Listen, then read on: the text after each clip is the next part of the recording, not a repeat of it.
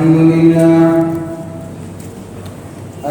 لله نحمده ونستعينه ونستغفره ونؤمن به ونتوكل عليه ونعوذ بالله من شرور أنفسنا ومن سيئات أعمالنا من يهده الله فلا مضل له ومن يضلله فلا هادي له ونشهد أن لا إله إلا الله وحده لا شريك له ونشهد أن سيدنا وسندنا ومولانا محمدا عبده ورسوله صلى الله تعالى عليه وعلى آله وأصحابه أجمعين أما بعد فأعوذ بالله من الشيطان الرجيم بسم الله الرحمن الرحيم وإذ قلنا للملائكة اسجدوا لآدم فسجدوا إلا إبليس أبى واستكبر وكان من الكافرين صدق الله مولانا العظيم.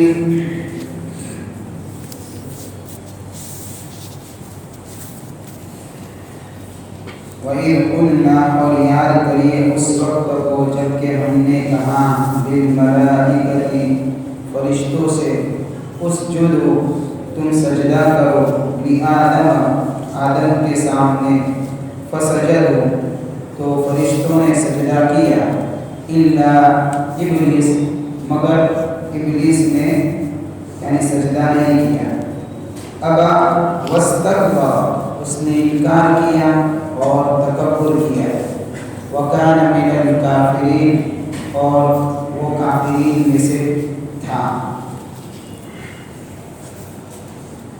کل آیت رہ گئی تھی اس کے اندر چند باتیں ہیں جو سمجھنے کے قابل ہیں.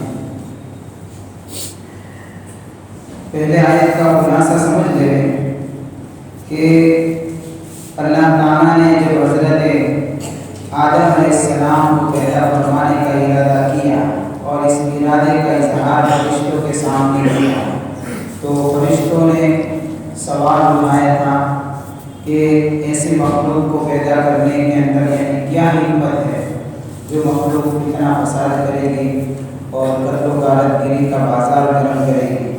تو اللہ تعالیٰ نے اس سلسلے میں دو جواب ارشاد فرمائے تھے. ایک جواب تو مختصر سا تھا انی اعلم ما لا تعلمون کہ تم جس حقیقت کے اوپر تم دیکھ رہے ہو اس سے میرا دیکھنا یعنی میرا علم الگ ہے. میں جس حقیقت کو جانتا ہوں وہ تم سمجھ نہیں سکتے. دوسرا جواب تفصیلی تھا جس میں حضرت آدم علیہ السلام کی فضیلت علم کے اعتبار سے اللہ تعالیٰ نے گویا کہ ظاہر فرمائی کہ ایسے علم سے نوازا جو علم فرشتوں کے پاس بھی نہیں تھا جس کے لیے ضرورت ہے نیابت کا کام انجام دینے کے لیے کیا صلاحیت ہونی چاہیے, کیسا علم ہونا چاہیے, کس طریقے سے یعنی کہ چیزوں کو پہچاننا ضروری ہے. یہ وہ صلاحیت تھی, یہ وہ استعداد تھی جو فرشتوں کے اندر نہیں تھی. لہذا اس طریقے سے حضرت آدم علیہ السلام کی فضیلت جب کھل کر فرشتوں کے سامنے آئی تو فرشتوں نے بھی کہہ دیا سبحانک لا علم لنا الا ما علمتنا انک انت العلیم الحکیم کہ آپ کی ذات تو پاک ہے, واقعی آپ نے تو ہم کو جتنا علم دیا ہے اتنا ہی ہم تو جانتے ہیں. مسئلہ رہا حضرت آدم علیہ السلام کی صلاحیت اور استعداد کا تو وہ آپ نے ان کو نوازا ہے. آپ کا علم بھی بڑا وسیع ہے اور آپ کے کام بڑے حکمت والے ہوا کرتے ہیں. اس کے بعد اللہ فرماتے ہیں آگے کہ جب حضرت آدم علیہ السلام کی فضیلت علمی اعتبار سے جب فرشتوں کے سامنے کھل کر آ گئی تو فرشتوں سے حضرت آدم علیہ السلام کی اکرام کے اندر تعظیم کے اندر فرشتوں کو حکم فرمایا کہ تم اس عظیم ہستی کے سامنے میرے حکم کے مطابق سجدہ کرو۔ اللہ فرماتا ہے کہ وہ احسان ہے اللہ کا جو بنی آدم کے اوپر اللہ تعالیٰ نے کیا ہے، اور یہ مقام عطا فرمایا ہے کہ فرشتوں نے بھی حضرت آدم علیہ السلام کے سامنے سجدہ کر کے اس بات کا ثبوت دیا، گویا کہ عملی طور پر، کہ انسان یہ اتنی عظیم مخلوق ہے کہ جب یہ اپنی ذمہ داری کو نبھائے تو فرشتے بھی اس کے سامنے کچھ نہیں حیثیت رکھتے، اتنا بڑا مقام یہ حاصل کر سکتا ہے۔ تو اللہ تعالیٰ نے بطور احسان کے فرمایا کہ یاد کریے اس احسان کو، جبکہ ہم نے فرشتوں سے کہا کہ تم سجدہ کرو۔ فرشتے یہ اللہ کی نورانی مخلوق ہے، اللہ نے ان کو نور سے پیدا کیا ہے، یہ کبھی اللہ کی نافرمانی نہیں کرتے۔ لا یعصون اللہ ما امرهم ویفعلون ما یؤمرون، اللہ نے فرمایا قرآن پاک کے اندر کہ جو ان کو حکم کیا جاتا ہے اس حکم کو وہ ہمیشہ پورا کرتے ہیں، کبھی بھی رب کے حکم کے خلاف ان کا کوئی کام ہوتا نہیں ہے۔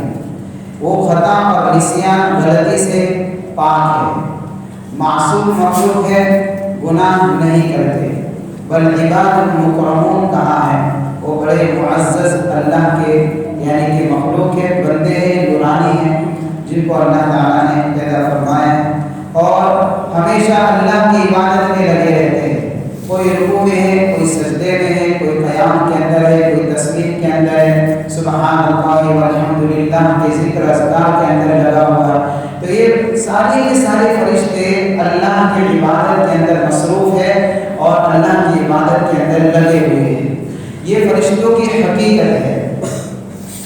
تو فرشتوں سے جب اللہ تعالیٰ نے کہا کہ آدم کو سجدہ کرو تو سارے فرشتوں نے سجدہ کیا۔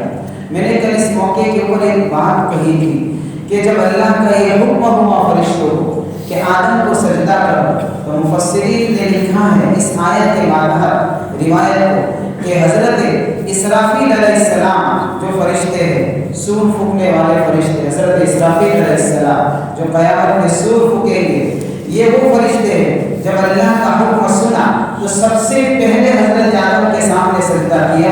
جب حضرت آدم کے سامنے سب سے پہلے اللہ کا حکم سمجھ کر سجدہ کیا تو اللہ تعالیٰ نے اس فرشتے کو یہ اعزاز عطا فرمایا، یہ مقام عطا فرمایا کہ ان کے پیشانی کے اوپر اپنا پورا کلام لکھ دیا ہے، یہ عزت عطا فرمائی، یہ مقام عطا فرمایا۔ تو اللہ تعالیٰ کے حکم سے سارے فرشتوں نے سجدہ کیا، مگر کس نے نہیں کیا کہ شیطان نے سجدہ نہیں کیا، ابلیس نے سجدہ نہیں کیا، اس نے سجدے سے انکار کر دیا۔ ابلیس یہ نورانی مخلوق نہیں ہے، شیطان یہ جناتوں میں سے تھا اور آگ سے پیدا ہوا ہے، تو فرشتوں میں کیسے چلا گیا وہ، جبکہ فرشتے تو نورانی مخلوق ہے۔ تو میں نے اس سے پہلے جب حضرت آدم علیہ السلام کا واقعہ شروع کیا تھا تو اس وقت میں نے یہ بات بتائی تھی کہ روئے زمین کے اوپر جب حضرت آدم علیہ السلام کو اللہ نے پیدا نہیں کیا تھا، اس وقت اس روئے زمین کے اوپر جس مخلوق کی حکومت تھی وہ جناتوں کی حکومت تھی، اور وہ بڑے فسادی تھے، فساد کرنا اور بگاڑ پیدا کرنا، قتل و غارت گیری کرنا، یہ جناتوں کی حکومت کے اندر اس وقت یہ سب کام چل رہے تھے۔ چنانچہ اللہ تعالیٰ نے ان کو زمین سے ہٹا کر جزیروں پہ بھیج دیا اور پہاڑوں کے اندر پھیلا دیا تاکہ یہ شرارت زمین کے اوپر بند ہو جائے۔ تو اس وقت یہ جنات بھی تھا، یعنی شیطان جس نے انکار کیا، تو اس نے فرشتوں سے جا کر کہا کہ اگر اللہ کے بارگاہ کے اندر میرے متعلق سفارش کر دو تو میں چاہتا ہوں کہ میں فرشتوں کی جماعت کے ساتھ میں رہوں۔ تو اس نے فرشتوں کے سامنے درخواست کی، فرشتوں نے اللہ کے سامنے یہ پیش کی، اس کی درخواست کرو کہ یہ عالم بھی ہے اور عادل بھی، علمی اعتبار سے بھی بڑا تھا یہ اور عبادت کے اعتبار سے بھی بہت زیادہ عبادت کرنے والا تھا، اور اس نے یہ تمنا اس لیے ظاہر کی تھی کہ وہ یہ چاہتا تھا کہ میں فرشتوں کے ساتھ میں رہوں اور کوئی ایسا موقع مل جائے کہ مجھے روئے زمین کے اوپر میری حکومت آ جائے۔ اس لیے اس نے گویا کہ فرشتوں سے سفارش کروائی اللہ کے دربار کے اندر. اللہ تعالیٰ نے فرشتوں کی سفارش کے اوپر اس کو فرشتوں کے ساتھ میں رہنے کا یعنی کہ گویا کی اجازت دے دی. اب یہ فرشتوں کے ساتھ میں رہ رہا ہے، عبادت کر رہا ہے، اور طاؤس الملائکہ یعنی پورے سارے فرشتوں کے اندر یہ سمجھو کہ ایک اس کا ایک نام ہو گیا، اتنی زیادہ عبادت کے اندر وہ لگا رہتا تھا. جب اللہ تعالیٰ نے حضرت آدم علیہ السلام کو اپنے نائب بنانے کے طور پر پیدا کیا تو شیطان کے دل کے اندر جو اس کی تمنا چھپی ہوئی تھی کہ بھئی تجھے زمین کے اوپر حکومت مجھے ملے، تو اس کی اس تمنا کے اوپر پانی پھر گیا اور وہ سمجھ گیا کہ اب یہ زمین کی حکومت مجھے نہیں ملے گی، اب آدم کو ملے گی. لہذا جب آدم علیہ السلام کے سامنے سجدے کا حکم اللہ نے فرمایا اور ایک حکم دیا تو اس نے اللہ کے حکم کو توڑتے ہوئے سجدہ کرنے سے انکار کر دیا اور وہ سمجھ گیا کہ اب یہ زمین کی حکومت مجھے ملے گی نہیں. اس طریقے سے گویا کہ اللہ تعالیٰ نے اپنے دربار سے اس کو مردود بنا دیا اور راندہ درگاہ کر دیا، وہاں سے گویا کہ مردود بنا کر ہٹا دیا فرشتوں میں سے.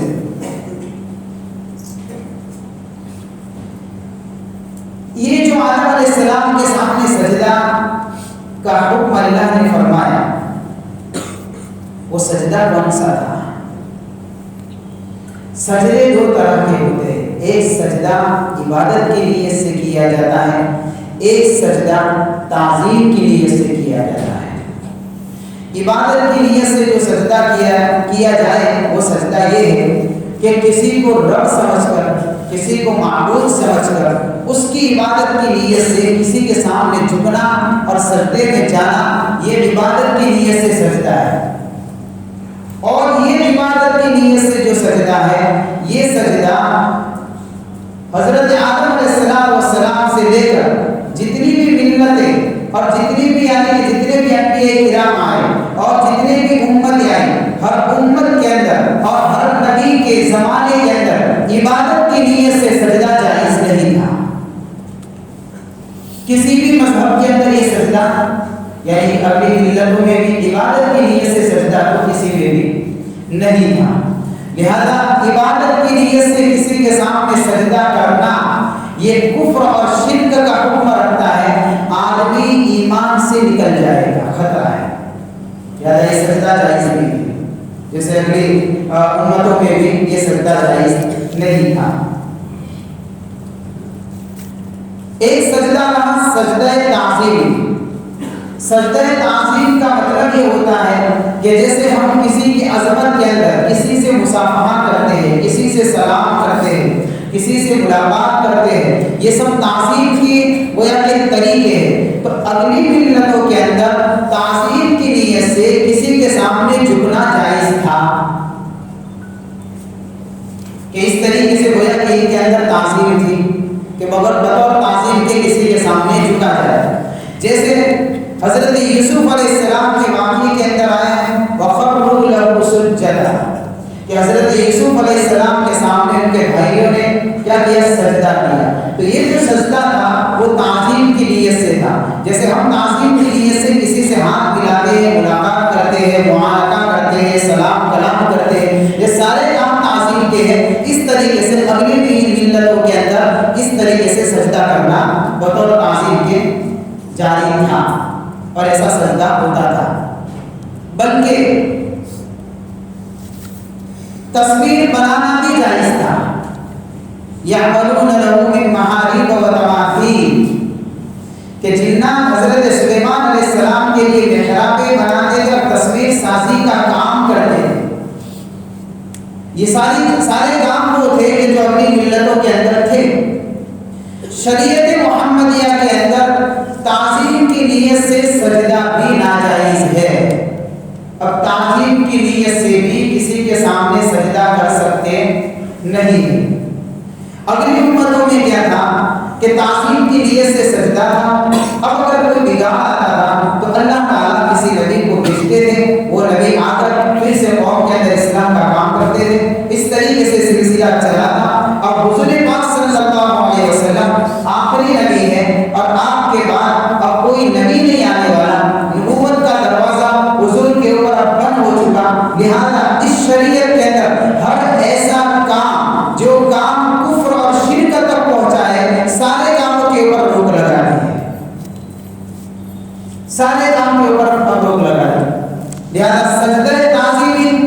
کہ اگر کوئی تعظیم کی نیت سے کرے گا تو دھیرے دھیرے وہ تعظیم کے نام پر کہاں پہنچے گا؟ عبادت پر پہنچے گا. لہٰذا اس کا دروازہ بند کرنے کے لیے تعظیم کا سجدہ ہی بند کر دیا جائے.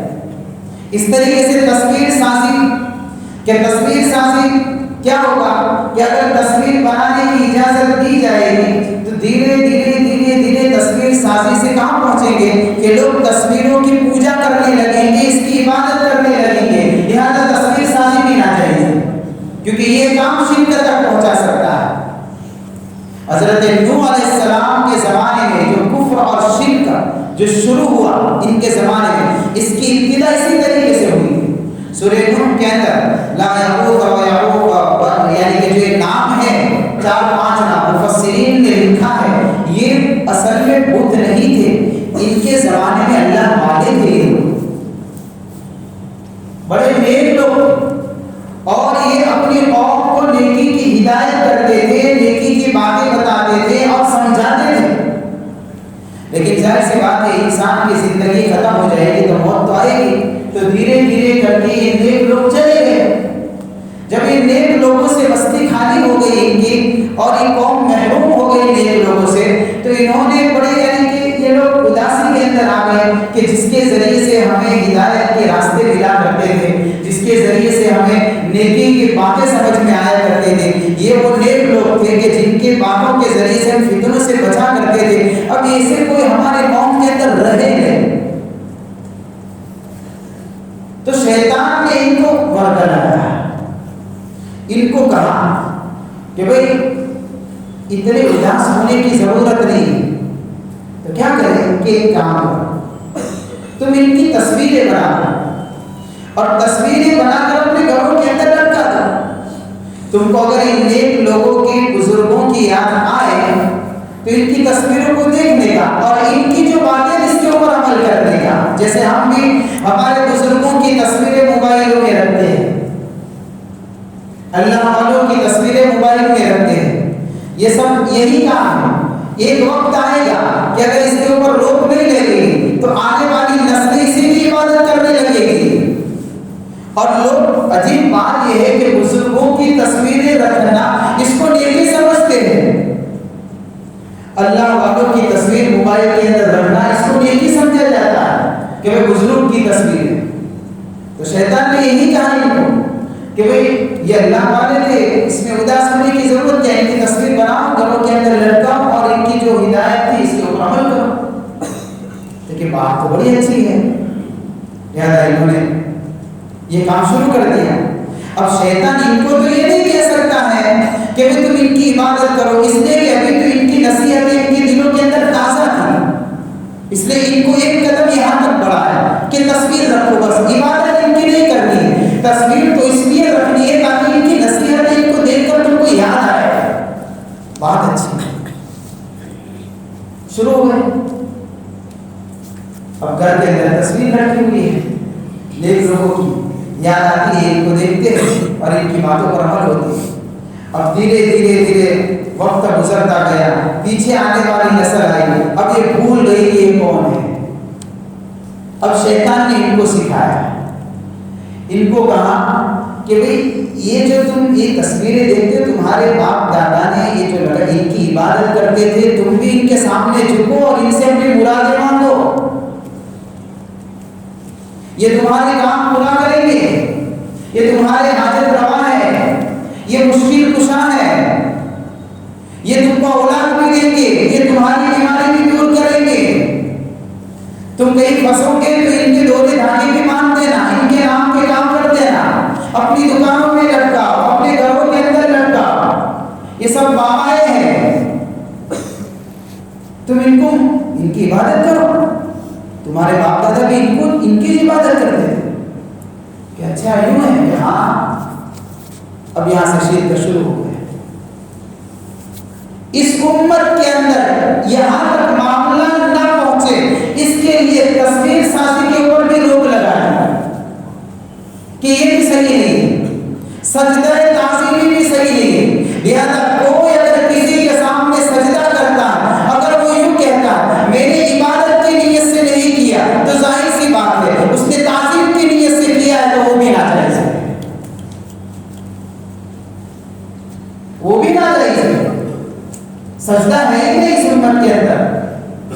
اس لیے ہم نماز پڑھتے ہیں، نماز کے اندر 4 حالتیں ہوتی ہیں، یا تو انسان قیام کے اندر ہوگا، کھڑا ہوگا، یا تو رکوع میں ہوگا، یا تو قاعدے میں بیٹھا ہوگا، یا تو پھر سجدے میں ہوگا۔ اس میں سے 2 حالتیں تو ایسی ہیں کہ انسان نماز کے باہر بھی ان حالتوں میں نظر آتا ہے، وہ کھڑا ہونا ہے اور وہ بیٹھنا ہے، اپنے کام کاج بھی کھڑے ہو کر کرتا ہے اور اپنے بہت سارے کام کاج بیٹھ کر بھی کرتا ہے۔ یہ دونوں حالتوں کا تعلق نماز سے بھی ہے اور نماز کے باہر سے بھی ہے، لیکن رکوع اور سجدے کا تعلق نماز سے ہے، لہذا نماز کے علاوہ کسی کے سامنے رکوع کی شکل میں جھکنا اور سجدے کی شکل میں جھکنا جائز ہی نہیں ہے، صحیح ہی نہیں، ورنہ مسئلہ کھڑا ہو جائے گا۔ اب اگر کوئی سوال یہ کہتا ہے حضرت یوسف علیہ السلام کے سامنے جو سجدہ ہوا تھا وہ سجدہ بھی سجدہ تعظیمی تھا، حضرت آدم علیہ السلام کے سامنے فرشتوں نے جو سجدہ کیا وہ سجدہ بھی ان کے اکرام کے اندر کیا، اس لیے مفسرین نے اس آیت کے ترجمے میں یہ بات لکھی ہے، یاد کریے اس احسان کو جب کہ آپ کے رب نے فرشتوں سے کہا حضرت آدم کی تکریم اور عظمت کی وجہ سے کہ تم فرشتوں آدم کے سامنے سجدہ کرو۔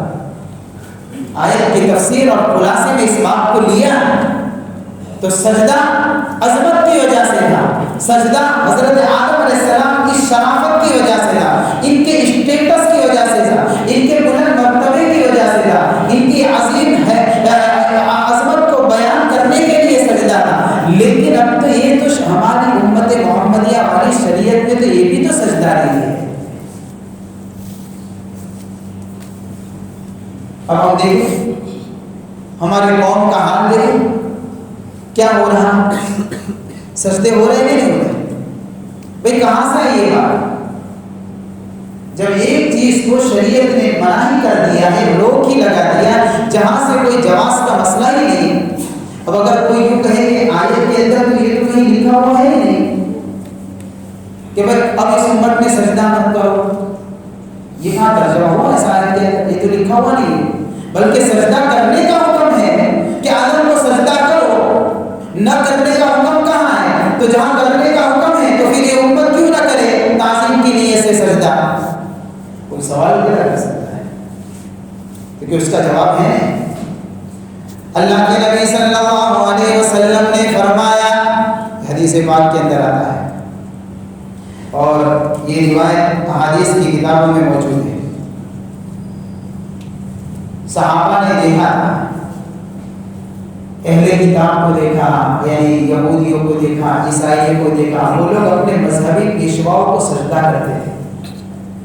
تو صحابہ نے ایک مرتبہ حضور سے اپنی تمنا کا اظہار کیا، یا رسول اللہ صلی اللہ علیہ وسلم یہ لوگ اور اس طریقے سے دنیا کے جو بڑے بڑے سپر پاور طاقتیں ہیں اور یہ جو بادشاہ ہے یا ان کے مذہبی جو رہنما ہے، ہم دیکھتے ہیں کہ ان کی رعیت اور ان کی پبلک ان کے سامنے ان کے اکرام کے اندر سجدہ کرتی ہے۔ یا رسول اللہ آپ کا اکرام تو ساری کائنات میں بڑا ہوا ہے، آپ کی ذات زیادہ حقدار ہے کہ ہم آپ کے سامنے سجدہ کریں۔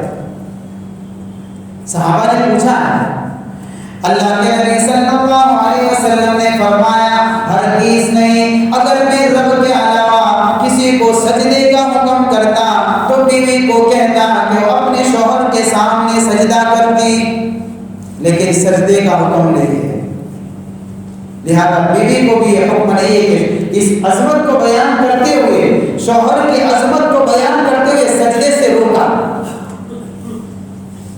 کہ بیوی کے سامنے شوہر کا مقام کتنا بلند ہے کہ سجدہ ناجائز ہے، اگر جائز ہوتا تو بیویوں کے ذمے ضروری تھا کہ اپنے شوہروں کے سامنے سجدے میں پڑھیں، لیکن یہ امت کے اندر تو اس حدیث پاک سے پتہ چلتا ہے کہ اب سجدہ تعظیمی بھی نہیں ہے۔ الغرض ابلیس نے سجدہ کرنے سے انکار کر دیا، ابا واستكبر وكان من الكافرين، اس نے انکار کیا اور تکبر کیا اور کافرین میں سے ہو گیا۔ ایک سوال ہے، سوال یہ ہے کہ اتنا بڑا عالم تھا وہ، اتنا بڑا عابد تھا، طاؤوس الملائکہ کا لقب ملا، ہر جگہ پر اس کی عبادت کے چرچے تھے، آخر اس کی حالت ایسی کیوں ہوئی؟ یہ ڈرنے کا مقام ہے۔ اس کو کیوں اللہ نے اپنے دربار سے مردود کر کے نکال دیا؟ اس کی ایک وجہ لکھی ہے علماء نے، اس کے اندر تکبر تھا، جو اس آیت سے پتہ چلتا ہے۔ ابا واستکبر، اس نے تکبر کیا، اپنے آپ کو بڑا سمجھا اور اپنی بڑائی کی دلیل دی اس نے، اور کیا کہا؟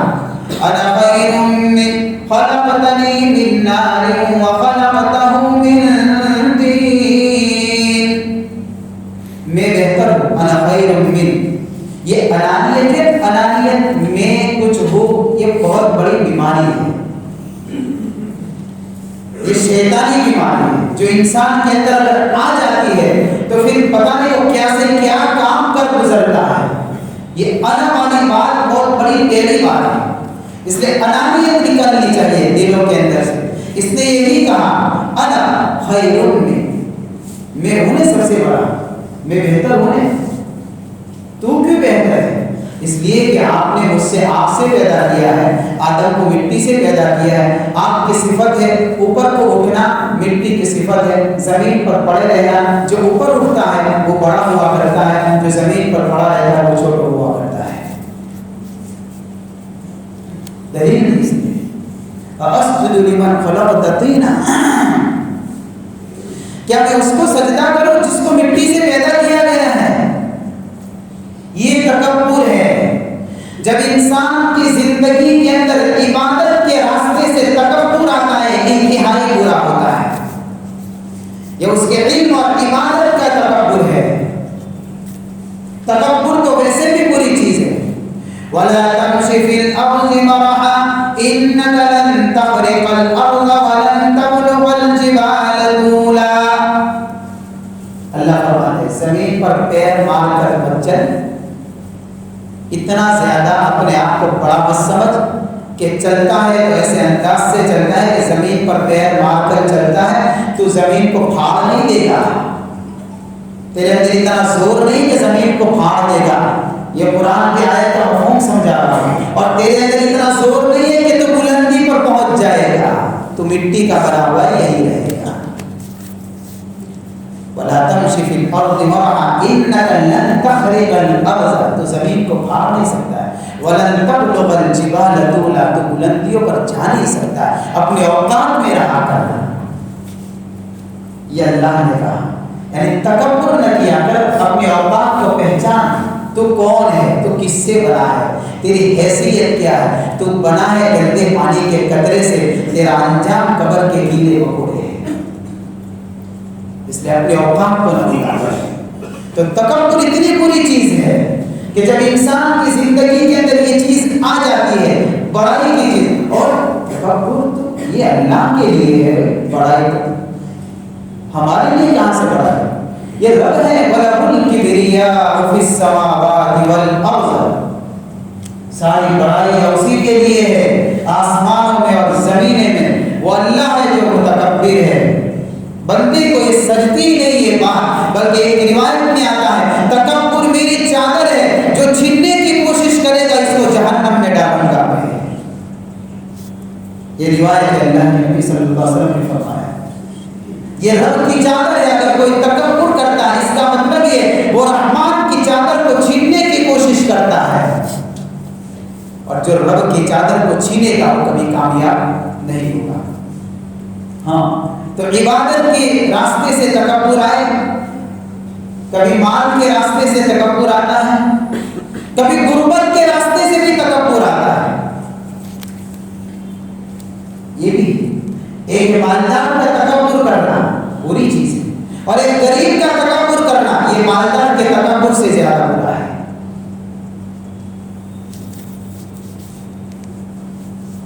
کہ کیوں؟ اس لیے کہ مالدار اگر تکبر کرے گا تو چلیے اس کے پاس مال ہے تو اس کے اندر انانیت ہے، غریب اگر تکبر کرے گا تیرے پاس ہے کیا، تیرے پاس رہنے کا جھونپڑا نہیں، اب تو تکبر کرتا ہے،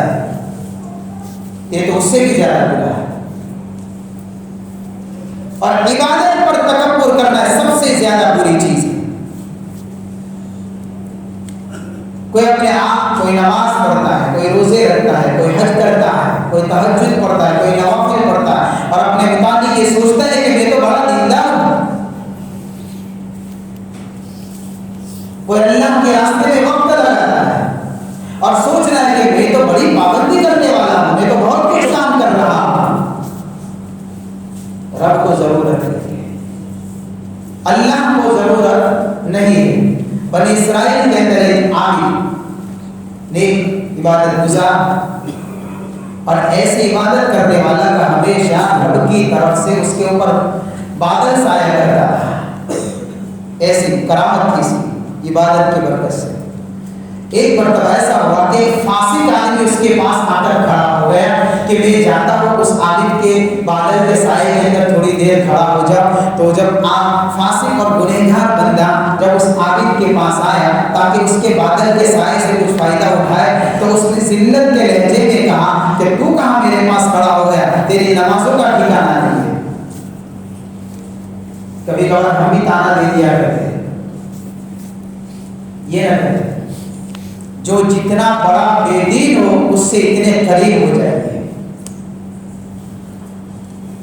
لوگ جتنے زیادہ بیچارہ جاہل ہوتا ہے اس کے پاس جانے میں ڈرتے ہیں کہ ہمارا وقار خراب ہوگا، تو دین کا کام کہاں سے کریں گے۔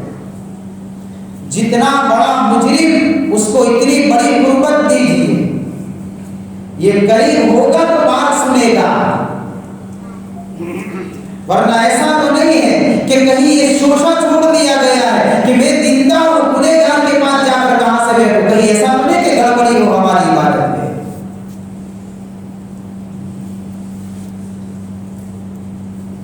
تو اس نے ذلت کے لہجے میں کہا کہ تو کہاں میرے پاس کھڑا ہو گیا، فوراً بادل ہٹ گیا۔ بادل ہٹ گیا اور ہوا کیا، جو گنہگار تھا اس پر سایہ ہو گیا اور اس عابد کے اوپر سے سایہ ہی ہٹ گیا۔ اللہ نے دل میں بات ڈالی اور اس کو کہا زندگی کے اندر جتنے اعمال کیے تھے سب بیکار ہو گئے ہیں، اپنی زندگی کو سر نو شروع کر، اور اس فاسق کے جتنے گناہ تھے اس کے سارے گناہوں کو میں نے نیکیوں میں بدل دیا ہے، تیرے تکبر نے تیری عبادت پر پانی پھیر دیا ہے۔ ڈرنے کی ضرورت ہے، اللہ نے ہم کو توفیق دی ہے، تو یہ نہیں کہ کسی کو توفیق نہیں ملی اس کو تانا نہ دے، اس کو پیار محبت سے کیوں نہیں رکھا بھائی، آپ نے روزہ کیوں نہیں رکھا، آپ نے نماز کیوں نہیں پڑھی۔ ایک مرتبہ مسجد کے اندر کبھی دیکھو پیار اور محبت ایک چیز ہوا کرتی ہے اس طریقے سے۔ تو علماء نے لکھا ہے کہ یہ رب کے دربار سے اس لیے دھتکار آ گیا کہ اس کے دل کے اندر یہ تکبر چھپا ہوا تھا اور اللہ کو یہ تکبر پسند نہیں ہے۔ اللہ نے زندگی بھر کے اس کے سارے علم اور عبادت کے اوپر پانی پھیر دیا اور قیامت تک کے لیے اس کو مردود بنا دیا۔ دوسری وجہ علماء نے یہ لکھی ہے کہ حسد یا پھر حب جاہ، مرتبے کی لالچ یا حسد دلوں کے اندر کہ بھئی یہ کیوں آگے بڑھ گیا، میں کیوں پیچھے رہ گیا، کیونکہ اس کے دل کے اندر میں نے کہا کہ میری تمنا تھی کہ بھئی حکومت مجھے ملے ہوئے زمین کی، آدم کو کیوں مل گئی مجھے کیوں نہیں ملی۔ اب یہ بھی جو بڑی خطرناک بیماری ہے، مرتبے کی لالچ، کرسی، اس کرسی کے اوپر گھنٹوں تک بیان ہو سکتا ہے کہ کرسی کیا کیا کرتوت دکھاتی ہے۔ اگر دیکھنا ہو سمجھنا ہو تو دیکھ لیجئے، ہماری کرسیاں ہمارے سامنے ہیں، کتنوں کا خون بہاتی ہے۔ یہ حب جاہ ہے، یہ مرتبے کی لالچ نے تو انسان کو انسانیت سے نکال دیا۔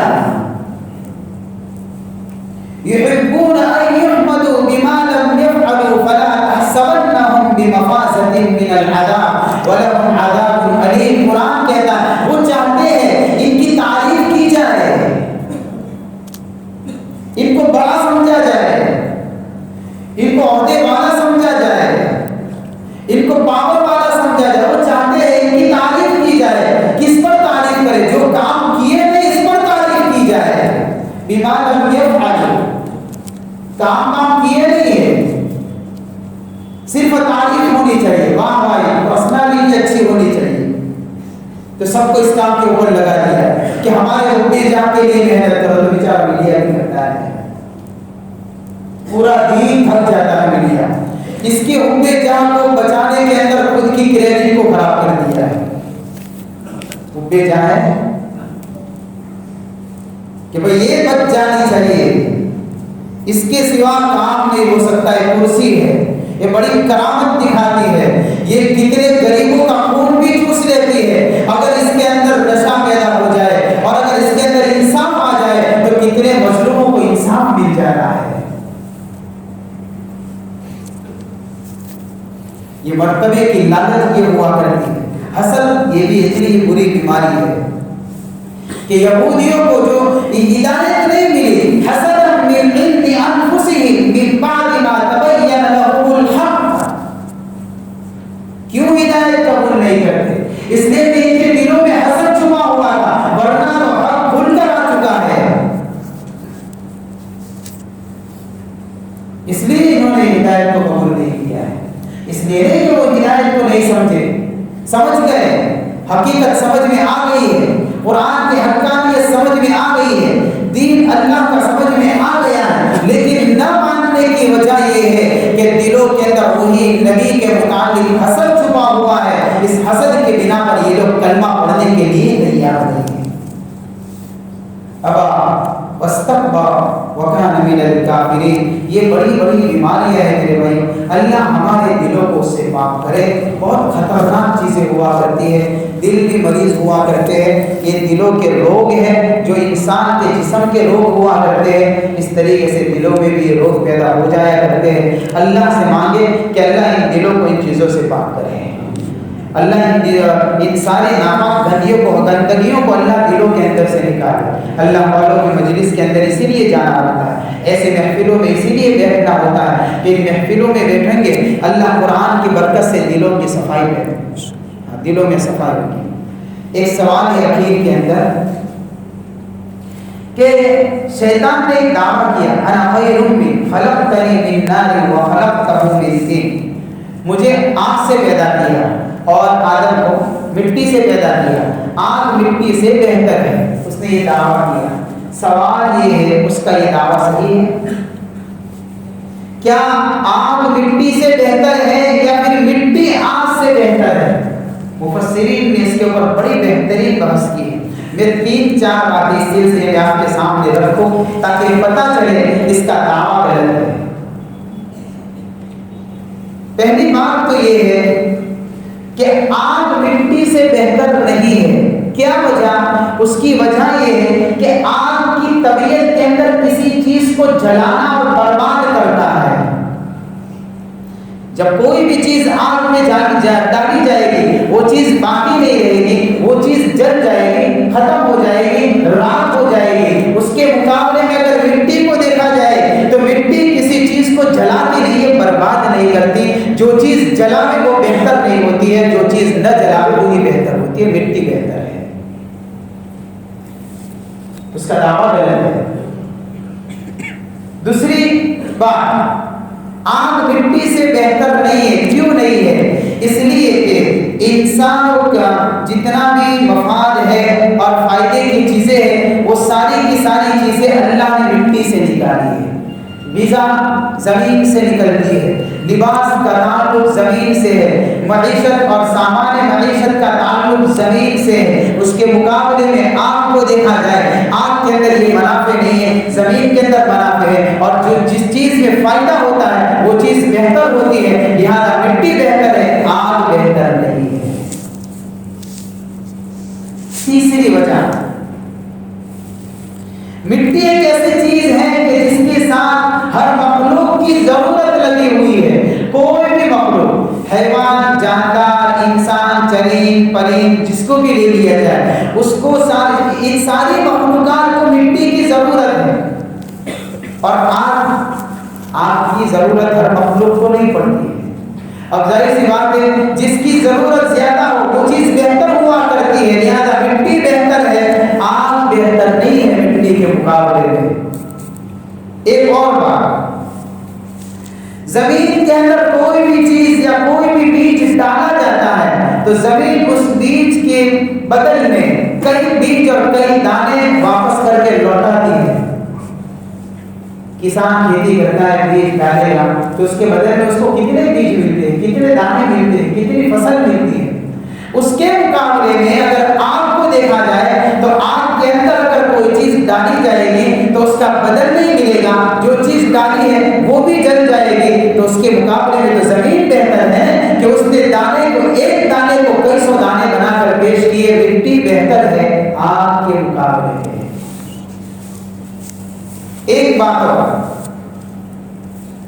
जितने भी हुए जमीन के ऊपर मसाजिद है और जितने भी मकानात है जिसमें अल्लाह और रसूल का जिक्र किया जाता है, वो सारी की सारी मस्जिदें, वो सारी की सारी पाकीज़ा जगहें वो हुए जमीन के ऊपर वाक़े है। और ये इस जमीन की फजीलत है। आपके अंदर कोई चीज नहीं है ऐसी। अगर कोई भी मस्जिद भी जमीन पर न होती तो जमीन की फजीलत के लिए इतनी ही बात काफी है कि उस जमीन के ऊपर अल्लाह ने बैतुल्लाह को कायम फरमाया है। यार मिट्टी आपके मुकाबले में बेहतर है, आपके अंदर बेहतरी नहीं। एक बात और, अल्लाह ताला ने जमीन को नेमत की जगह पर जिक्र फरमाया है। देखिए कुरान की आयतों पर गौर करिए, बहुत सारी आयतें, मैं 2-3 आयतें आपके सामने पेश करता हूँ। इसी तफसीर के अंदर एक आयत तो शुरू में आएगी, अल्लज़ी जअल लकुमुल अर्ज़ फ़िराशा, जमीन को क्या बनाया है अल्लाह ने, फर्श बनाया है, बिछोना बनाया है। दूसरी जगह पर हुवल्लज़ी ख़लक़ लकुम मा फ़िल अर्ज़ि जमीआ, जमीन को तुम्हारे लिए फायदे की चीज बनाया है। तो अल्लाह ने जमीन का जिक्र नेमत की जगह पर फरमाया है और आग का जिक्र अज़ाब की जगह पर फरमाया है। जाहिर सी बात है जिसका जिक्र नेमत की जगह पर हो वो चीज बेहतर हुआ करती है। आग के बारे में तो क्या कहा, फत्तकुन नार अल्लज़ी वक़ूदुहा अन्नास वल हिजारा, आग से बचो जिसका ईंधन इंसान और पत्थर है। दूसरी जगह पर क्या फरमाया, या अय्युहल्लज़ीना आमनू qू अनफुसकुम व अहलीकुम नार, तुम बचाओ अपने आप को और अपने घर वालों को आग से बचाओ। तो आग से तो बचाने का हुक्म फरमाया है। ये अजाब की जगह हुआ करती है जहाँ पर आग का जिक्र होता है और जमीन नेमत की जगह पर जिक्र है। जाहिर सी बात है जो नेमत होती है वो चीज बेहतर हुआ करती है। इसलिए आग से बेहतर जमीन और मिट्टी है। आग के मुकाबले में मिट्टी के मुकाबले में आग बेहतर नहीं है। शैतान का ये दावा गलत है। ये चंद बातें मैंने आपके सामने रखी जिससे पता चले कि उसने जो दावा किया था अना खैरुम मिन खलक़तनी मिन नारिन व खलक़तहु मिन तीन, कि मुझे अल्लाह ने आग से पैदा किया है लिहाजा मैं बड़ा, इसका दावा ही गलत है। तेरी सोच गलत है तो गुमराह है। तेरी सोच के अंदर ये चीज नहीं थी कि जिस आदम को मिट्टी से पैदा किया है उस मिट्टी के अंदर अल्लाह ने ये कमालात रखे हैं। अल्लाह ताला अमल की तौफीक अता फरमाए। यहाँ तक ये आखिरी तफसीर थी भाई, आयत नंबर 34 तक तफसीर खत्म हो चुकी। अब तफसीर का सिलसिला इंशाअल्लाह रमज़ान के बाद हफ्ते में एक मरतबा है तो वो सिलसिला चालू रहेगा। इतवार के दिन जोहर के बाद का सिलसिला है इंशाअल्लाह। रमज़ान के बाद मैं सफ़र से जब आ जाऊँगा तो उसके बाद आप तक इत्तिला दे दी जाएगी। इतवार से सिलसिला वही सूरह बकरा की तफसीर शुरू रहेगी, पीछे की सूरतों की तफसीर नहीं होगी। यहाँ से लाइन से तफसीर शुरू रखेंगे, अल्लाह जहाँ तक पहुँचाएगा वहाँ तक तफसीर करेंगे। लेकिन कोशिश करेंगे इंशाअल्लाह हम रमज़ान के बाद भी तफसीर की मजलिसों में ज़रूर शिरकत करेंगे। भाई अपने कामों को आगे पीछे करो। देखिए अल्लाह के लिए ये कुरान है बड़ा अजीब कलाम है, उसके अंदर कैसी कैसी बातें हुआ करती है जो जानने को मिलती है, इंसान के इल्म के अंदर बढ़ोतरी होती है। और दूसरी सबसे बड़ी अहम बात यह है कि नबी की वरासत है, ये अल्लाह का दिया हुआ ये अजीम तोहफा, ये हुजूर की वरासत है। एक मरतबा एक सहाबी बाजार में जाते हैं और आवाज़ लगाई बाजार में जाकर कि भाई तुम लोग यहाँ क्या करते हो, जाओ मस्जिद नबी के अंदर हुजूर की वरासत तकसीम होती है। तो सहाबा जो थे वो दौड़ते हुए आए, कह रहे नबी की वरासत तकसीम होती है तो जाहिर सी बात है हर एक को उस वरसे के अंदर से हिस्सा लेना चाहिए। अब यहाँ पर जो सहाबी दौड़ते हुए आए हैं वहाँ मस्जिद में आकर देखा तो न कोई माल है, न कोई दौलत है, न कोई चीज़ें पड़ी हुई है। वो आकर देखते हैं तो सहाबा कुरान पढ़ रहे थे, कुरान के हल्के लगे हुए थे। तो वो जो आए थे सहाबी वरासत समझकर, तो इन्होंने मैसेज देने वाले सहाबी से पूछा कि कहाँ वरासत तकसीम होती है, तो क्या हो रहा है, तुमने क्या देखा? कि मैंने तो देखा कि वो वहाँ सहाबा के कुरान के हल्के लग रहे, کہ اس سے بڑی نبی کی وراثت اور کیا ہو سکتی ہے؟ یہ نبی کی وراثت تو ہے، انبیاء کی وراثت یہی چیز ہوا کرتی ہے۔ تو اللہ ایسے مجلسوں کے اوپر رحمتوں کا نزول فرماتا ہے، اس لیے ارادے کریں ہفتے میں ایک مرتبہ اپنے کاموں کو ضرور آگے پیچھے کریں گے چند منٹ کے لیے، تاکہ اللہ کے کلام کو ہم سنیں اور سن کر اپنے دلوں کے اندر قرآن کی ہدایت کو اتارنے کی کوشش کریں۔ اس کی برکت سے اللہ ہمارے ایمان کی حفاظت فرمائیں گے، موجودہ ماحول کے اندر فتنوں سے اللہ حفاظت فرمائیں گے۔ تو انشاءاللہ ارادہ کرو کہ رمضان کے بعد بھی ضرور مجلس اس تفسیر کے مجلس میں شرکت کریں گے انشاءاللہ۔ اللہ تعالیٰ مجھے ہمت عطا فرمائے اور ہم سب کا آج تک بیٹھنا اور تفسیر کی باتوں کو سننا، اللہ کے کلام کا سننا قبول فرمائے اور ہماری دنیا اور آخرت کے لیے اس کو نجات کا ذریعہ بنائے۔